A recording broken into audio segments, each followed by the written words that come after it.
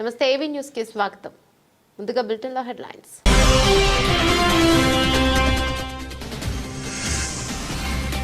Colony వాసులను ఇబ్బంది పెడుతున్న కుక్కల యాజమాని భాస్కర్.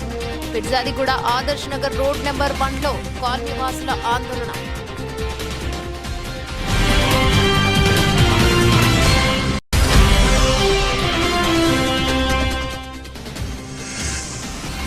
బాలచిత్తారి నగర్ లో అక్రమంగా సెల్ టవర్ నిర్మాణం, పనుల ఆపాలని డిమాండ్.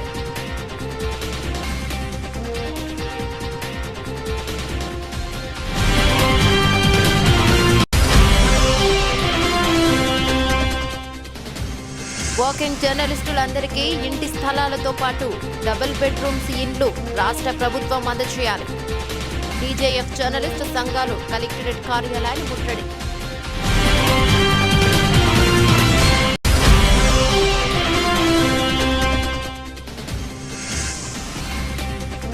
మండలంలో సబ్సిడీ పైన కంది విత్తనాలు పంపిణీ, సమస్యలపై వారికి అందవలసిన పథకాలపై మాట్లాడిన జూలకంటి బ్రహ్మానందం రెడ్డి. నిరుద్యోగులకు కాంగ్రెస్ ప్రభుత్వం ఎన్నో హామీలు ఇచ్చి ఇప్పుడు వాటిని పట్టించుకోవడం లేదు. ఎన్నికలకు ముందు జాబ్ క్యాలెండర్ పేరుతో పెద్ద ఎత్తున అడ్వైజ్మెంట్లు అన్ని పత్రికల్లో ఇచ్చారు. దాదాపు 10 పరీక్షలకు సంబంధించి డేట్లతో సహా నోటిఫికేషన్లు అంటూ తేదీలు ప్రకటించారు. వాటికి సంబంధించి ఒక్క నోటిఫికేషన్ విడుదల చేయలేదు. వెంటనే ఆ నోటిఫికేషన్లను విడుదల చేయాలి.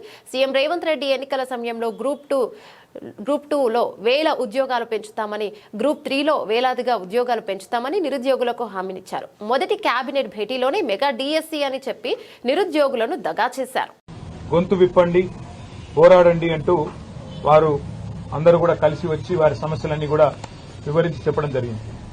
ప్రధానంగా వారు ఈరోజు లేవనెత్తిన అంశాల్లో కాంగ్రెస్ పార్టీ ఆనాడు ప్రతిపక్షంలో ఉన్నప్పుడు వార్షిక జాబ్ క్యాలెండర్ విడుదల చేస్తాము, ఒక పద్ధతి ప్రకారం రిక్రూట్మెంట్ చేస్తాము, ఏ నోటిఫికేషన్ ఏ రోజు వస్తుందో ముందే తారీఖుతో సహా తేదీతో సహా ప్రకటిస్తున్నామని చెప్పి పెద్ద ఎత్తున ఆనాడు పత్రికల్లోనే జాబ్ క్యాలెండర్ పేరిట అడ్వర్టైజ్మెంట్లు రిలీజ్ చేయడం జరిగింది. చాలా పెద్ద ఎత్తున తెలుగులో, ఇంగ్లీష్లో అన్ని రకాలుగా వారు విడుదల చేశారు. అందులో వారు చెప్పిన దానిలో ముఖ్యంగా మరి గ్రూప్ 1 జూన్ 1 నాడే విడుదల చేస్తాము, ఫిబ్రవరి 1 నాడు విడుదల చేస్తాము. గ్రూప్ 2 మరి ఏప్రిల్ 1 విడుదల చేస్తాము నోటిఫికేషను. గ్రూప్ 3 జూన్ 1 విడుదల చేస్తాము. గ్రూప్ 4 కూడా June 1. Assistant executive, assistant engineer, PR, ఆర్ఎండ్బి, ఆర్డబ్ల్యూఎస్, అదేవిధంగా పబ్లిక్ హెల్త్ డిపార్ట్మెంట్ ఇవన్నీ కూడా మే 1 నాడు విడుదల చేస్తాము. అగ్రికల్చర్, హార్టికల్చర్, వెటర్నరీ పోస్టులకు సంబంధించి మే 1 నాడే జాబ్ క్యాలెండర్ విడుదల చేస్తాము, నోటిఫికేషన్ విడుదల చేస్తాము. Assistant motor vehicle inspectors, town planning officers, agriculture extension officers ఇవన్నింటికి సంబంధించి జూన్ 1 నాడు విడుదల చేస్తాము. Transport constables, excise constables, police constables సంబంధించి మార్చి 1 నాడు విడుదల చేస్తాము. జూనియర్ లెక్చరర్లు, పాలిటెక్నిక్ లెక్చరర్లు, డిగ్రీ కాలేజ్ లెక్చరర్లు, అసిస్టెంట్ ప్రొఫెసర్లు, ఫిజికల్ డైరెక్టర్లు వీటికి సంబంధించి ఏప్రిల్ 1కి విడుదల చేస్తాము. ఉపాధ్యాయులకు సంబంధించి ఇట్లా డిఎస్సి, మెగా డిఎస్సి విడుదల చేస్తాము. అదేవిధంగా విలేజ్ రెవెన్యూ ఆఫీసర్స్, జీపీ సెక్రటరీలు, మండల స్థాయి సాంకేతిక సిబ్బందికి 1 జూన్ నాడు విడుదల చేస్తామని చెప్పి దాదాపు 10 నోటిఫికేషన్లు ఏవైతే ఇప్పటికే ఇవ్వాల్సి ఉండెనో అవి ఇవ్వకుండా ఇచ్చిన మాటలు నీటి మూటలు అని తేల్చేసిన వైనం మన కళ్ల ముంగట కనబడతా ఉన్నది. అదేవిధంగా గ్రూప్ 2 ఓ కాలనీలో ఓ ఇంట్లో 25 వీధి కుక్కలు. ఇదేంటని ప్రశ్నించగా మేం పోలీస్ డిపార్ట్మెంట్ లో పనిచేస్తాం, ఎవరికి చెప్పుకుంటారో చెప్పుకోండి అని కాలనీ వాసులకు ఇబ్బంది పెడుతున్న కుక్కల యాజమాని భాస్కర్ తన భార్య జయ పిర్జాదిగూడ ఆదర్శ్ నగర్ రోడ్ నెంబర్ 1 కాలనీలో వాసులు ఆందోళనకు దిగారు. రోజు మార్నింగ్ సమయంలో విఘ్నేష్, సూరజ్ అనే విద్యార్థులు జిమ్ కు వెళ్లే సమయంలో ఆ కాలనీకి సంబంధించిన భాస్కర్, జయ అనే వ్యక్తి ఇంట్లో నుంచి సుమారు 9 వీధి కుక్కలు విద్యార్థులపై దాడి చేశాయి. వారికి గాయాలయ్యాయి. ఇదేంటని కుక్కల యాజమాని అని అడగ ఎవరికి చెప్పుకుంటారో చెప్పుకోండి, నేను పోలీస్ డిపార్ట్మెంట్ లో వర్క్ చేస్తామని విద్యార్థులను బెదిరించారు. కాలనీ వాసులు గత 2 సంవత్సరాల నుంచి వారికి కుక్కల బెడద ఉందని పలుమార్లు మున్సిపల్ కి ఫిర్యాదు చేసినా పట్టించుకోవడం లేదని కాలనీ వాసులు వాపోయారు. ఇప్పటికైనా ఈ సమస్య మీద చర్య తీసుకోవాలని వారు కోరారు. కాలనీ ప్రెసిడెంట్ రాజ్ కుమార్ సంగమేశ్వర్ రెడ్డి తదితరులు పాల్గొన్నారు. సూరజ్, మేము పొద్దున మార్నింగ్ జిమ్కి వెళ్ళడానికి సుమారు 7:30 ప్రాంతంకి మేము వెళ్తున్నాం. వెళ్ళేటప్పుడు ఇక్కడ దగ్గర 12-13 కుక్కలు ఉన్నాయి. అవి వచ్చేసి మా బైక్ మీద అటాక్ జరిగింది. అటాక్ చేస్తే స్కిడ్ అయ్యి కింద పడ్డాం. అయితే మొత్తం టెన్షన్లో మేము ఏం చేసినాం అర్థం కాలేదు. స్పీడ్ అయ్యేసరికి బండి మీద కింద పడ్డాం. దెబ్బలు తాకినాయి, చాలా బాగా రక్తం కాటట్టు దెబ్బలు తాకినాయి. ఇది ఆదర్శ నగర్ పీర్జాది కూడా రోడ్. 12 నుండి 16 మధ్యలో దాడి మీదికి వచ్చినాయి. అంటే మీదికి వచ్చేసరికి భయంతో మేము ఏం చేయాలో అర్థం కాక స్పీడ్ చేసినాం. బండి స్పీడ్ చేసేసరికి ఇక్కడ వాటర్ ఉన్నాయి అనమాట. పొద్దున అలికి వెళ్తారు, ఆ వాటర్తో కింద పడడం జరిగింది. బేసిక్గా ఈ కాలనీ కుక్కలు అంటే వీళ్ళకి ఫుడ్ పెడుతుర్రు అని తెలుసు. ఫుడ్ పెడుతురు వీళ్ళు 12-13 అట్లుంటాయి. స్ట్రీట్ డాగ్స్ వాళ్ళే పెంచుతున్నారు. అంటే మేము రూమ్ లో ఉంటాం, కొత్తగా వచ్చినాం. ఈ గత సంవత్సరం నుంచి చెప్తున్నామండి, కాలనీలో సుమారు ఒక 20 నుంచి 30 కుక్కల వరకు వీళ్ళు పెంచుతున్నారు. కుక్కలు పెంచుకోమని చెప్తున్నాం, మాకు తప్పేం, మేమేం వద్దని మేమేం చెప్పట్లేదు. కానీ పెంచుకుంటే ఒక కుక్క పెంచుకోమని చెప్పినాం. కానీ వీళ్ళు ఏం చేస్తున్నారంటే 20 నుంచి 30 కుక్కల్ని జాతున్నారు. మీరు ఇవి ఇన్ని అవసరం లేదండి మీకు అక్కడ పెంచుకోమని చెప్పానంటే మీరెవరా బాడకావులు లంజగొడుకులు అని చెప్పి నానా రకాలుగా బూతులు తిడుతుందండి, పచ్చి బూతులు తిడుతుంది. ఏమనంటే మేము డిపార్ట్మెంటు పోలీసు వాళ్ళము, మీరు మాకే చెప్తారా, మేము మిమ్మల్ని లోపలేస్తా అని చెప్పి మమ్మల్ని బెదిరిస్తుంది. కాలనీ అసోసియేషన్ ప్రెసిడెంట్ మాట్లాడుతున్నా. ఈ రకంగా మామూలు పిల్లలు పొద్దున్న లేస్తే పాలులు కానీ పేపర్లు కానీ లేకుంటే పొద్దున్న స్కూల్ పిల్లలు కానీ భయపడుతున్నారు, బయటికి రావాలంటే భయపడుతున్నారు. ఇంచుమించు ఇప్పుడు ఈ ఒక్క కుటుంబం చేయబట్టి సుమారు కాలనీలో ఒక 200 కుటుంబాలు చాలా ఇబ్బంది పడుతుందండి. మేము ఆల్రెడీ పోలీస్ కంప్లైంట్ ఇచ్చాము, మున్సిపల్ కమిషనర్ గారు కూడా ఇచ్చాం. కానీ వాళ్ళు ఇప్పటి వరకు ఎలాంటి ఇది యాక్షన్ తీసుకోవట్లేదు. మరి ఏమనంటే కుక్కలకు యాక్ట్ ఉందని చెప్పని అంటారు, మరి మనుషులకు లేదా యాక్ట్? మనుషులను ఇప్పుడు పొద్దున్న లేసే టీవీలలో పేపర్లలో చూస్తున్నాం మనము, మనుషుల మీద పడి పీక్క తింటున్నాయి, మనుషుల్ని పిల్లల్ని చంపేస్తున్నాయి. ఈ రకంగా మేము ఒకటి పెంచుకోమని చెప్పానంటే మా మీద దాడికి ఈరోజు మా మీద దాడి చేసి ఈరోజు కూడా ఇద్దరి మీద అటాక్ చేసిన కుక్కలు. ఎన్నిసార్లు చెప్పినా కానీ వాళ్ళు వినట్లేదు. దయచేసి గవర్నమెంట్ దీని మీద సానుకూలంగా స్పందించి దీని మీద యాక్షన్ తీసుకోవాలని మేము కాలనీ తరపున మేము కోరుతున్నాం. స్థానిక కార్పొరేటర్ గారు కూడా కంప్లైంట్ ఇచ్చాము. ఆయన కూడా మున్సిపల్లో కంప్లైంట్ ఇవ్వమని చెప్పారు, కంప్లైంట్ ఇచ్చాము. కార్పొరేటర్ మీద కూడా మీరు కార్పొరేటర్ ఎవరికి కార్పొరేటర్ వాడోడు వీడోడు అని చెప్పి ఆమె నోటికి ఎంతో సంత మాట్లాడుతుంది.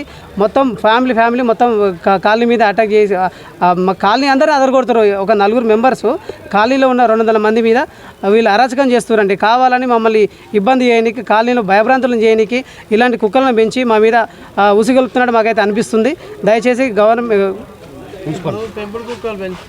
పెంపుడు కుక్కలు కావండి ఇవి, స్ట్రీట్ డాగ్స్ని 1-2 స్ట్రీట్ డాగ్స్ని తీసుకొచ్చి సుమారు ఇవాళ ఒక 30 కుక్కలను తయారు చేసింది ఆమె. మేము కుక్కలను పెంచుకోమని చెప్తున్నాం కానీ వద్దని మేమేం చెప్పట్లేదు. ఒక కుక్కను పెంచుకోండి, 1-2 మీకు అంత కుక్కల మీద ప్రేమ విశ్వాసం ఉంటే 1-2 కుక్కలను పెంచుకోండి. అంతేగాని 30 కుక్కలను 20 కుక్కలను పెంచి పిల్లల మీద అటాక్ అవుతుంటే పిల్లల మీద ఈరోజు ఇద్దరి మీద అటాక్ చేసింది, రేపు ఇంకొకరి మీద అటాక్ అవుతుంది.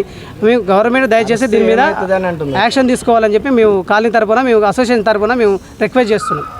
బోడుప్పల్ మున్సిపల్ కార్పొరేషన్ పరిధిలోని బాలచిత్తారి నగర్లో అక్రమంగా సెల్ టవర్ నిర్మాణం. దీనిని బోడుప్పల్ సీనియర్ కాంగ్రెస్ నాయకుడు పడతం లోకేష్ ఆధ్వర్యంలో పనులు నిలిపివేయడం జరిగింది. తక్షణమే దీన్ని కమిషనర్ గారికి కాలనీవాసులు తెలియజేయాలని, పనులను ఆపాలని డిమాండ్ చేశారు.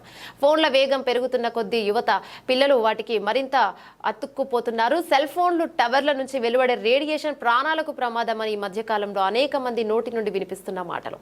సెల్ ఫోన్లు జనం చేతుల్లోకి వచ్చినప్పటి నుంచే కొన్ని భయాలు రాజ్యమేలు మాట నిజం. సెల్ టవర్ల రేడియేషన్ వల్ల చర్మ సమస్యలు వస్తాయని, క్యాన్సర్ కూడా వస్తుందనే ప్రచారం కూడా ఉంది.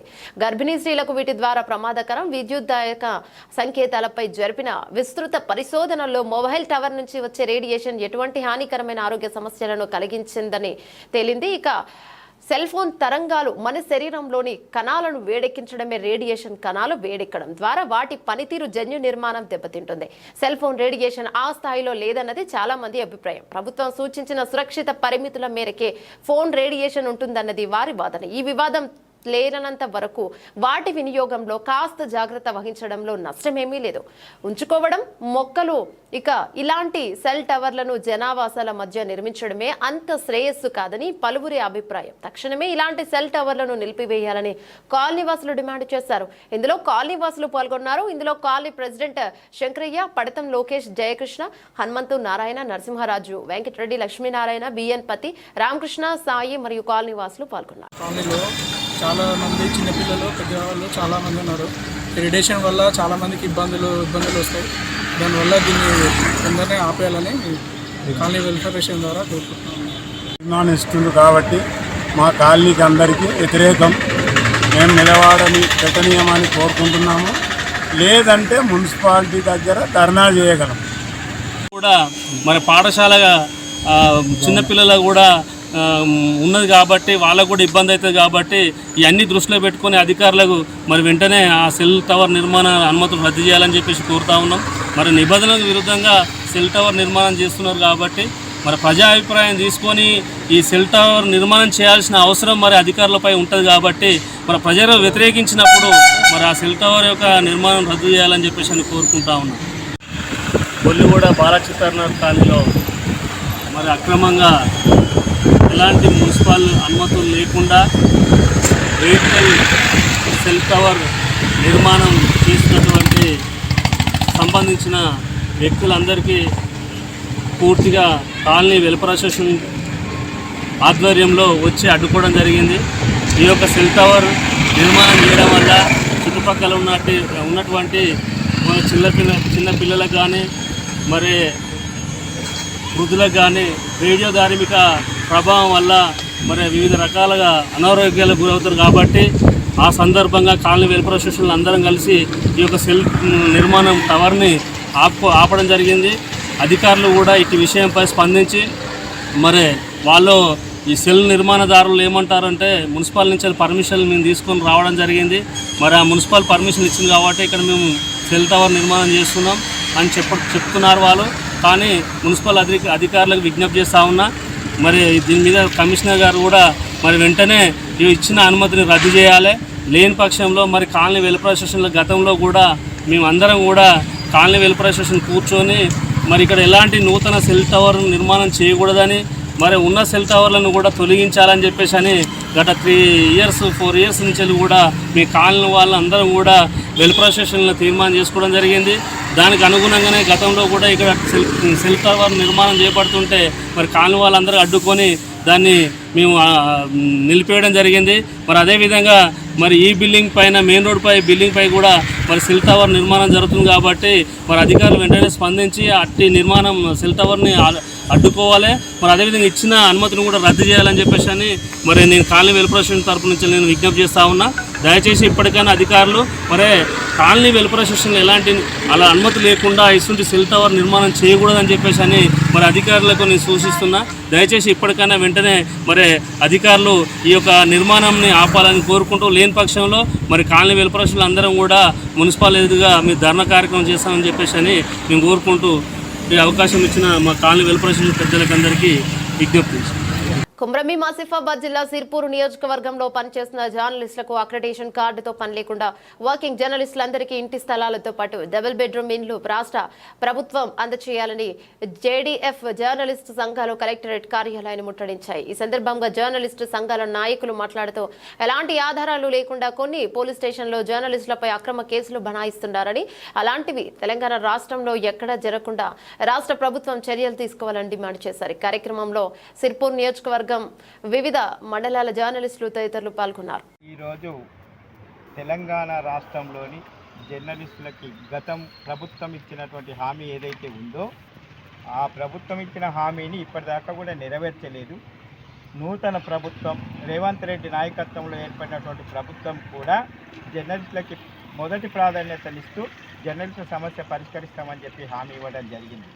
మేము ఒకటే కోరుతున్నాం, మేమేమి పెద్ద గొంతమ్మ కోరికలు కోరడం లేదు. గత ప్రభుత్వం 10 సంవత్సరాలు టైంపాస్ చేసి జర్నలిస్టులకే మొదటి ప్రాధాన్యత అని చెప్పి మరి డబుల్ బెడ్రూమ్లు అన్నారు, ఇంటికి జాగాలు ఇస్తామన్నారు. కానీ ఏది కూడా గత ప్రభుత్వం నెరవేర్చలేదు.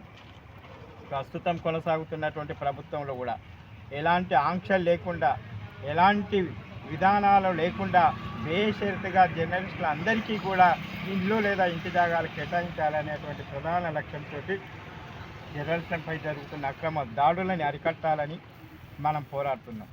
ఈ పోరాటంలో మన జర్నలిస్టులందరూ కూడా ఇంట్లో రెక్కాడితే డొక్కాడే పరిస్థితి. మళ్ళీ ఇక్కడ మనం తెల్లంగేసుకొని కనబడతాం, కానీ మన ఇళ్లల్లో మన పరిస్థితి ఏందో మనకు తెలుసు. కాబట్టి జర్నలిస్టులు దర్జాగా వెళ్తారు, వాళ్ళకెందుకు ఫ్రీగా ఇవ్వాలి, వాళ్ళకెందుకు వసతులు కల్పించాలనేటువంటి విమర్శలు కూడా వస్తాయి. కానీ జర్నలిస్ట్ యొక్క నిజ జీవితం చాలా దుర్భరంగా ఉంటుంది.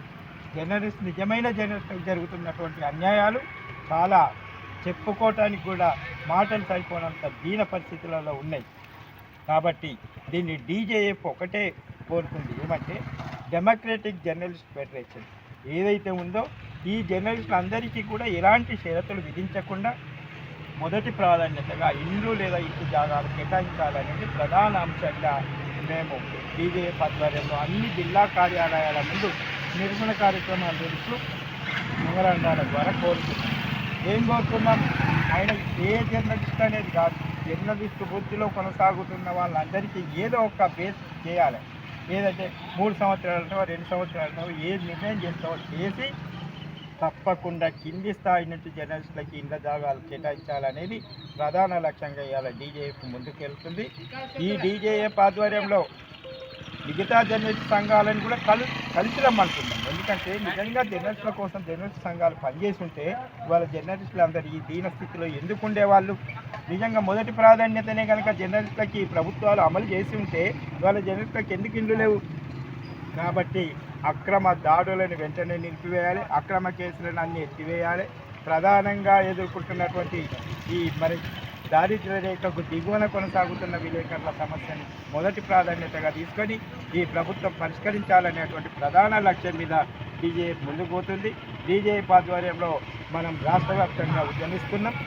మరి మన ఉద్యమాన్ని చూసినటువంటి ప్రభుత్వం కూడా ఆలోచనలు పడింది.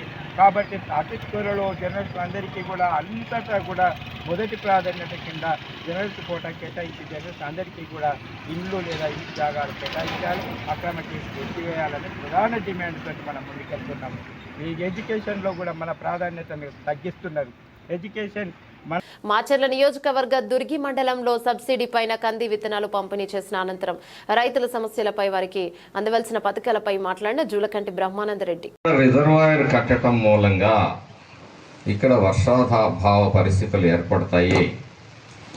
ఈ ప్రాంత రైతాంగం నష్టపోతుంది. కాబట్టి ముందుగా ఆదుకోవాల్సింది ఈ ప్రాంత రైతాంగాన్ని అని చెప్పేసి ఆనాడే నాగార్జున సాగర్ ప్రాజెక్టు నిర్మాణ సమయంలోనే కోస్లా కమిటీ తన నివేదికలో పేర్కొనటం జరిగింది. దురదృష్టవశాత్తు అనేక కారణాలతోటి మరి ఈ రోజు వరకు కార్యరూపం దాల్చలేదు. ఈ రాబోయే 2-3 సంవత్సరాల్లో ఫస్ట్ ఫేజ్ అయిపోతుంది. ఒక సంవత్సరంలో రెండో ఫేజ్ కూడా మళ్ళీ ఆ తర్వాత వెంటనే ప్రారంభించే విధంగా మన ప్రియతమ ముఖ్యమంత్రి గౌరవనీయులు శ్రీ నారా చంద్రబాబు నాయుడు గారు చర్యలు తీసుకుంటారు. అలాగే భవిష్యత్తులో కూడా ఈ ప్రాంత రైతాంగం మేలు జరగటానికి వ్యవసాయ శాఖ వారిని కూడా ఎప్పుడూ అప్రమత్తం చేస్తూ ముందస్తుగా వారికి రైతులకు ఏం కావాలి అనే ఒక ఆలోచన, ఒక కార్యాచరణని రూపొందించుకోవాల్సిందిగా వారికి విజ్ఞప్తి చేస్తూ ఉన్నాను. సీజన్ వస్తుందంటే రైతుల మనోభావాలు ఎట్లా ఉన్నాయి, ఏ పంట వేయబోతున్నారు కొంచెం సర్వే చేసి మరి రాబోయే అవసరాలని ముందుగా గుర్తించి సకాలంలో వాళ్ళకి కావాల్సిన సహాయ సహకారాలు అందించడం, కల్తీ ఎరువులు పురుగు మందుల ద్వారా కూడా నష్టపోతున్నారు. వాటి విషయంలో కూడా ప్రభుత్వం స్ట్రిక్ట్గానే ఉంటుందని చెప్పి ఈ సందర్భంగా తెలియజేస్తూ మరి అన్ని విధాలుగా ఈ రాష్ట్ర రైతాంగానికి తెలుగుదేశం పార్టీ అండగా ఉంటుంది. గతంలో మరి 0 వడ్డీ ఉండేది. వైసీపీ పరిపాలన 0 వడ్డీని కూడా రద్దు చేయటం జరిగింది. మరి బంగారం మీద లోన్లు తెచ్చుకునేవాళ్ళు వాటిని రద్దు చేయటంలో జరిగింది. పవర్ స్ప్రేయర్లు ఇచ్చేవాళ్ళు, ఆ పవర్ స్ప్రేయర్లు కూడా లేవు. వ్యవసాయ శాఖ మంత్రి గారిని కలిసిన తర్వాత కూడా మన ప్రాంత అవసరాలను బట్టి ఒక నివేదికను తయారు చేసుకుని వారికి సమర్పించి తగిన అనుమతులు తీసుకురావడానికి కృషి చేస్తాను అని చెప్పి ఈ సందర్భంగా తెలియజేస్తూ, రాబోయే సంవత్సరం ఇదే విధంగా మంచి వర్షాలు పడి ఈ ప్రాంత రైతాంగం మరి మొహాల్లో సుఖ సంతోషాలు చూడాలని, వ్యవసాయ శాఖ వారు కూడా నిబద్ధతతో పనిచేయాలని కోరుకుంటూ ఈ అవకాశం ఇచ్చిన మీ అందరికీ కూడా పేరు పేరున ధన్యవాదాలు తెలియజేసుకుంటూ 10 ఏళ్లు పరిపాలించిన ప్రజాప్రతినిధులు ప్రజల పాలనాధికారంలోకి వచ్చి అనేక అభివృద్ధి పనులు చేస్తుంటే హర్షించాల్సింది పోయి అభివృద్ధి పనులను ఎండగట్టే పనిలో పడ్డారని మంత్రి పొంగులేటి అన్నారు. భద్రాద్రి కొత్తగూడెం జిల్లాలో భద్రాచలం పట్టణంలో జరుగుతున్న నూతన గోదావరి కరకట్ట నిర్మాణ పనులను పరిశీలించారు. తెలంగాణ రాష్ట్ర రెవెన్యూ శాఖ మంత్రి పొంగులేటి శ్రీనివాసరెడ్డి మీడియాతో మాట్లాడారు.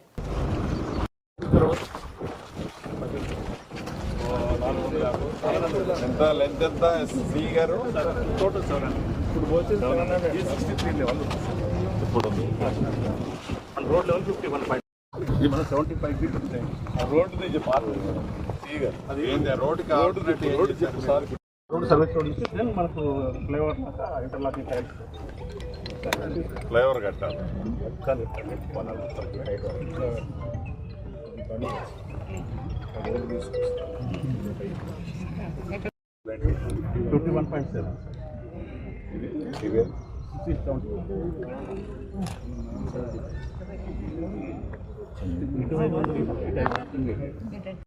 సార్ ఎమ్మెల్సీ గారే తీసుకొచ్చి 16 ఉంటే మనం 33 చేయించిన వాళ్ళం. 33 చేయించి ఇప్పుడు అది అదనంగా ఇప్పుడు 44 లాంగ్ అయితే ఇప్పుడు 44 కోట్ల ఇది అదనంగా ఇప్పుడు రోడ్డు. ఇప్పుడు వాళ్ళు చెప్పే ఆ రోడ్డు అంటే 44 31 మైనస్ 30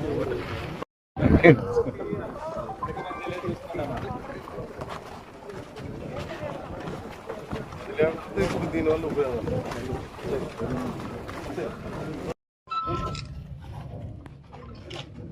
ఇమీడియట్ లేట్ చేశాను. ఎవరిదండి రాంప్రసాద్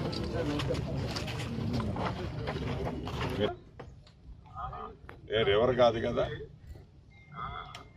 కొంచెం స్ట్రిప్ చేస్తే ఏమవుతుంది? 1:35 అట్లా పెడితే 1:35 1:30 పెడితే, ఎందుకంటే ల్యాండ్ అక్విజిషన్ ప్రాబ్లం అంత ఉంటుంది కదా. ఒకసారి చూడండి మీరు టెక్నికల్, అంటే మీకు అనుసరం మీరు ఇది వచ్చేసరికి ఫార్మేషన్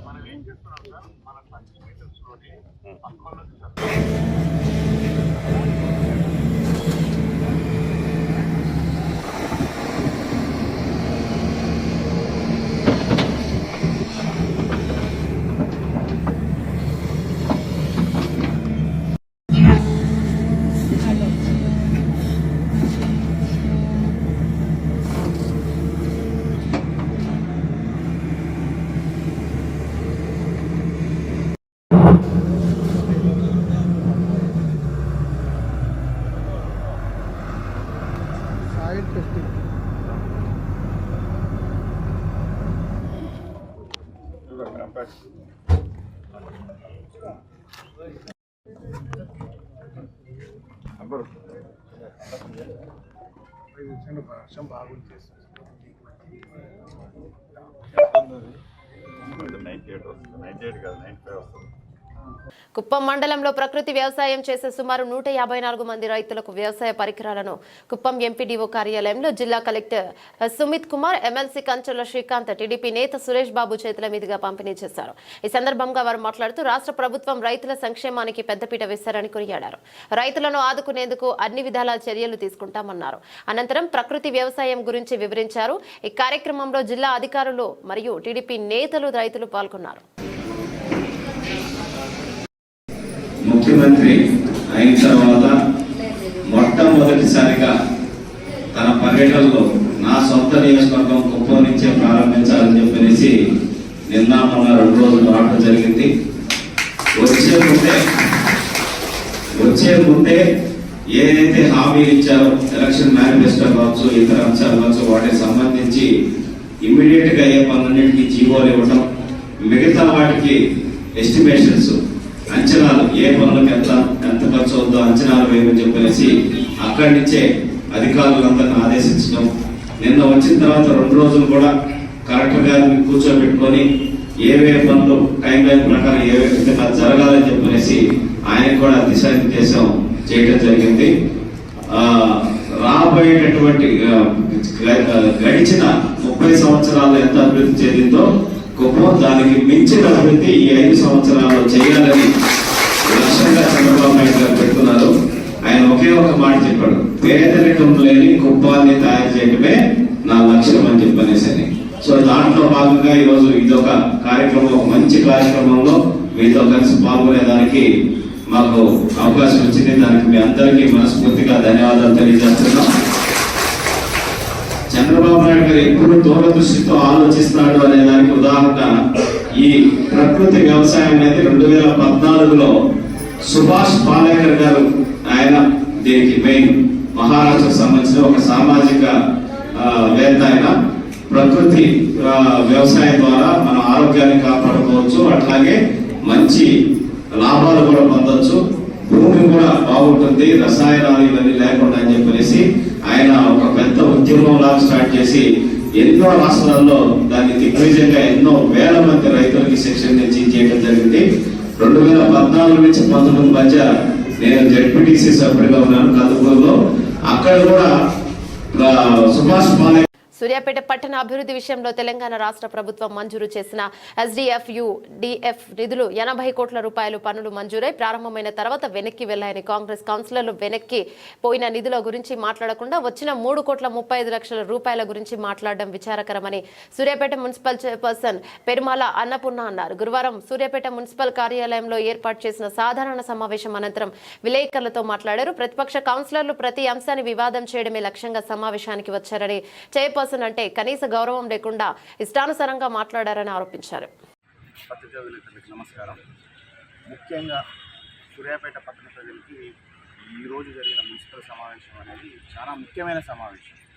ఏంటంటే ఈరోజు సూర్యాపేటలో మిషన్ భగీరథ నీళ్లు ఎన్ని వస్తున్నాయి, అవంతిపురం నుంచి సూర్యాపేటకి ఎన్ని నీళ్ళు వస్తున్నాయి, ఆ నీళ్లు ఎట్టుపోతున్నాయి అనే అంశం మీద మేము మాట్లాడడం జరిగింది.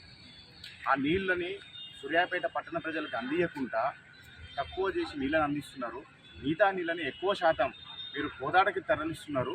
ఆ విధంగా ఏ విధంగా తరలిస్తున్నారని చెప్తే ఇక్కడ ఉన్న కాంగ్రెస్ పార్టీ అయితేంది, బీజేపీ పార్టీ అయితేంది, ఇంకా కొంతమంది బీఎస్పీ పార్టీ వారు ఉన్నారు. వారిని అందరూ మూకుమ్మడిగా అందరూ 3 పార్టీలు ఏకమై దాని గురించి మాట్లాడనివ్వట్లేదు. అలాగే సూర్యాపేట మెడికల్ కాలేజ్ ఉన్నది, మెడికల్ కాలేజ్లో మెడికల్ హాస్పిటల్ ఉన్నది. మెడికల్ హాస్పిటల్లో సక్రమంగా పనులు జరగట్లేవని చెప్పేసి మేము మాట్లాడడం జరిగింది. అది మాట్లాడుతుంటే కూడా వీళ్ళు ఏది పట్టించుకోకుండా వాళ్ళ ఇష్టం రీతిగా వాళ్ళ ఇష్టానుసారంగా ఏది పడితే అది మాట్లాడడం జరుగుతుంది. అదేవిధంగా సూర్యాపేటకి స్పెషల్ డెవలప్మెంట్ ఫండ్ కింద 50 కోట్ల రూపాయలు వచ్చినాయి. అర్బన్ డెవలప్మెంట్ కింద 30 కోట్ల రూపాయలు వచ్చినాయి. వాటిని టెండర్లు పిలవడం జరిగింది, కొంత వర్క్ జరిగింది. ఆ టెండర్ల తర్వాత వర్క్ ఆర్డర్స్ కూడా ఇవ్వడం జరిగింది. ఆ ఫండ్ను మొత్తం మళ్ళీ ఇప్పుడు ఉన్న తెలంగాణ రాష్ట్ర గవర్నమెంట్ వెనక్కి తీసుకోవడం జరిగింది. అరే దాని మీద ఆ పైసలు ఎట్లా రావాలి, సూర్యాపేట ఏ విధంగా డెవలప్ చేయాలి అని చెప్పేసి అడుగుతుంటే దాన్ని కూడా తప్పుదోవ పట్టించి ఇక్కడ 3,30,00,000 రూపాయల గురించి మాట్లాడుతున్నారు. తుమ్మల నాగేశ్వరరావు గారు సూర్యాపేటకి 10 కోట్లు ఇచ్చారు. 10 కోట్లు ఇస్తే దాంట్లో 3,30,00,000 కోట్ల గురించి మాట్లాడుతున్నారు. అది ఎందుకు మాట్లాడుతున్నారు, ఏంది ఇప్పుడు పోయిన పైసల గురించి ఏంటంటే దాని గురించి సమాధానం లేదు. ఇక్కడ సూర్యాపేటలో పట్టణ ప్రజలు ఎప్పుడు ఏం జరుగుతుందా అని చెప్పేసి అందరూ భయంగా జీవిస్తున్నారు. అసలు టౌన్ ప్లానింగ్ నుంచి మీరు ఎంతమందికి ఇళ్ళ మీద నోటీసులు ఇచ్చారు, వేటికి నోటీసులు ఇచ్చారు అని చెప్పేసి మేము అడిగితే ఇప్పుడు ఉన్న ప్రస్తుతం ఉన్న టౌన్ ప్లానింగ్ ఆఫీసర్ నేను 30 నోటీసులు ఇచ్చిన, అంతకంటే ఎక్కువ నాకు తెలియదు అని చెప్పేసి చెప్తున్నారు. గతంలో ఎన్ని ఇచ్చారు అని అంటే మేము 200 దాకా ఇచ్చినామని చెప్పేసి చెప్తున్నారు.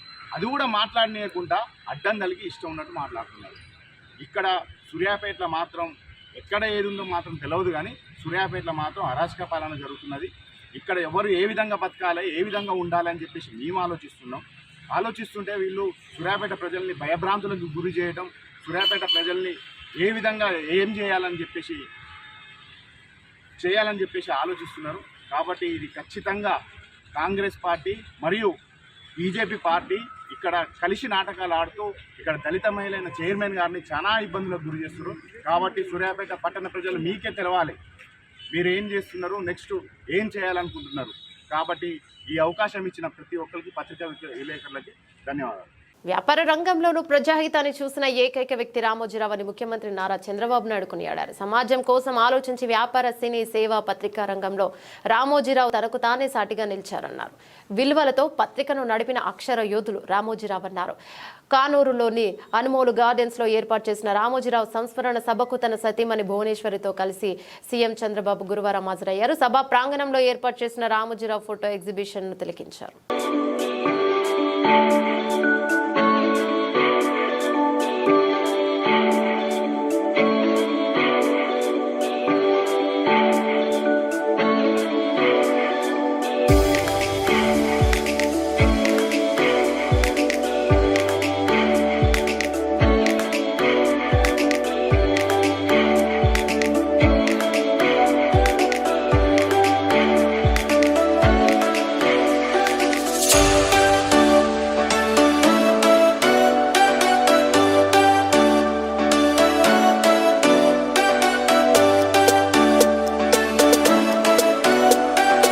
జూలై 1న ఇంటి వద్దే పెన్షన్ల పంపిణీ. పెంచిన పెన్షన్ల మేరకు 4,399.89 కోట్లను 65,18,496 మంది పెన్షన్దారుల ఒక్క రోజులోనే పంపిణీకి ఏర్పాట్లు.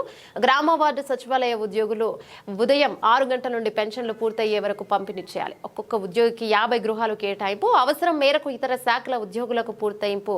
ఇక 29వ తేదీ శనివారం నాడే బ్యాంకుల నుండి నగదును డ్రా చేసుకుని పంపిణీకి సిద్ధం కావాలి. ప్రభుత్వ ప్రధాన కార్యదర్శి నీరబ్ కుమార్ ప్రసాద్ న్యూఢిల్లీలో హర్యానా గవర్నర్ అయిన బండారు దత్తాత్రేయని మర్యాదపూర్వకంగా కలుసుకున్న కేంద్ర విమానయాన శాఖ మంత్రి కింజారపు రామ్మోహన్ నాయుడు తెలుగు రాష్ట్ర రాజకీయాలలో ఆయన చేసిన సేవ, ప్రజల పట్ల ఆయనకున్న అంకిత భావం నేటి తరం నాయకులకు ఆదర్శనీయమని కొనియాడారు. బులెటిన్ ముగించే ముందు హెడ్లైన్స్ మరోసారి.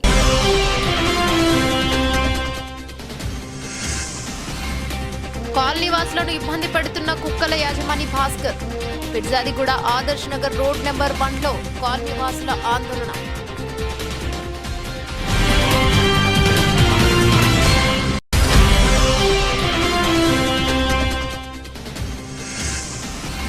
బాలచిత్తారి నగర్లో అక్రమంగా సెల్ టవర్ నిర్మాణం, పనుల ఆపాలని డిమాండ్.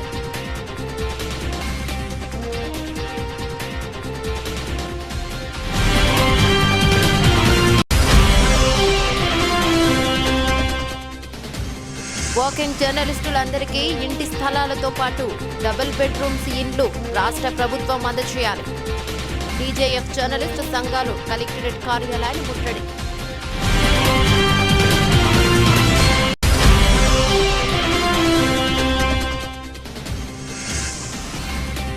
దుర్గి మండలంలో సబ్సిడీ పైన కంది విత్తనాలు పంపిణీ, సమస్యలపై వారికి అందవలసిన పథకాలపై మాట్లాడిన జూలకంటి బ్రహ్మానందం రెడ్డి.